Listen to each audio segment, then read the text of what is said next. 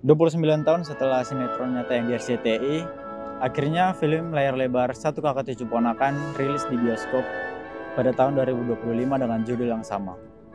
Yandi Laurens kembali menghadirkan kisah mengharukan tentang keluarga dan cinta yang memenuhi bioskop dengan isak tangis. Perkenalkan, nama saya Joa Sirait dari HI Cine akan mengupas tuntas film Satu Kakak Tujuh Ponakan.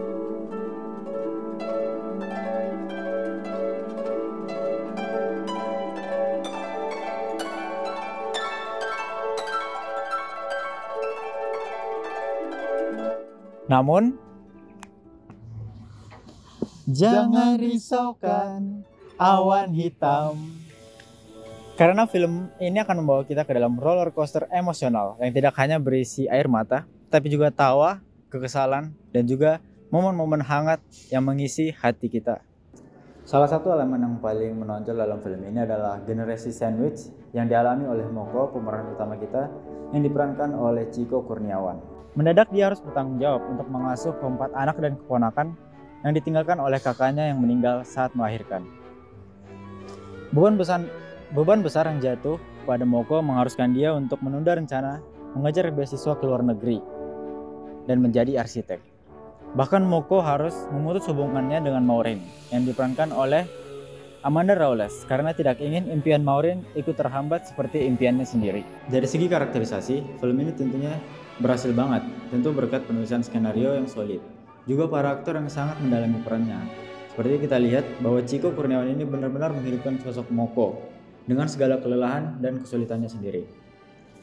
Di balik itu semua, dia tetap menunjukkan sifat kasih sayangnya dan kepedulian terhadap keponakan-keponakannya.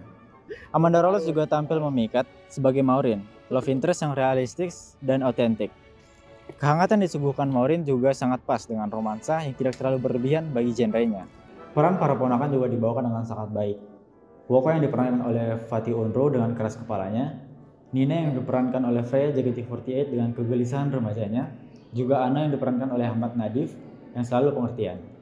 Hal ini membuat para perannya itu dapat relate dengan para penonton. Tidak lupa ada juga gadis yang sering dipanggil Ais yang diperankan oleh Kawai Labiba. Kehadirannya bukan cuma menambah keponakan dari Moko, tetapi juga menambahkan debit air mata yang mengalir di bioskop.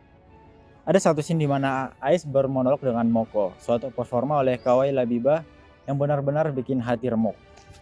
Sejauh ini sudah ada 5 ponakan yang diurus oleh Moko, seperti Woko, Nina, Ano, Ima, dan Ais. Terus siapa lagi ponakan ke-6 dan ke-7 yang melengkapi judulnya? Hal ini ada kaitannya dengan Osa yang diperankan oleh Niken Anjani, dan juga Eka yang diperankan oleh Ringo Agus Rahman, yang mereka berdua ini tinggal di Australia. Disinilah dimana kesabaran para penonton itu mulai diuji. Film ini sungguh berkomitmen untuk memberikan audiens sebuah pengalaman yang penuh emosi yang beragam. Menariknya, walaupun film ini terkenal sangat emosional, cara penyampaian dari film ini tidak dilebih-lebihkan. Seperti kita lihat kematian dari Agnes yang diperankan oleh Maudy Kusnadi dan Atmo yang diperankan oleh Kiki Narendra, kakak dan kakak ipar Moko, tidak didramatisir secara eksplisit. Kesedihan yang dirasakan justru tergambar dari dampaknya langsung saat konflik-konflik sedang terjadi dalam filmnya ini.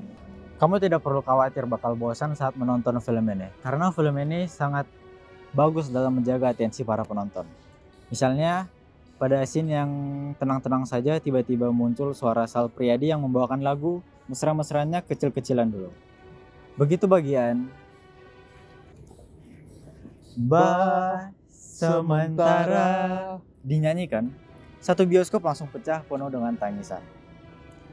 Soundtrack film ini memainkan peran yang penting dalam membentuknya nuansa atau vibes dari film.